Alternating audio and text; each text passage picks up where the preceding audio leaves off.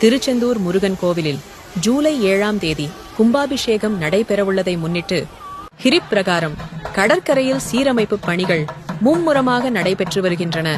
மேலும் கும்பாபிஷேகத்துக்கு இன்னும் சில நாள்களே உள்ளதால் ஹிரி பிரகார பாதை, கடற்கரை சீரமைப்பு, கடலரிப்பு தடுப்புச்சுவர் பணிகள் முழுவீச்சில் நடைபெற்று வருகின்றன.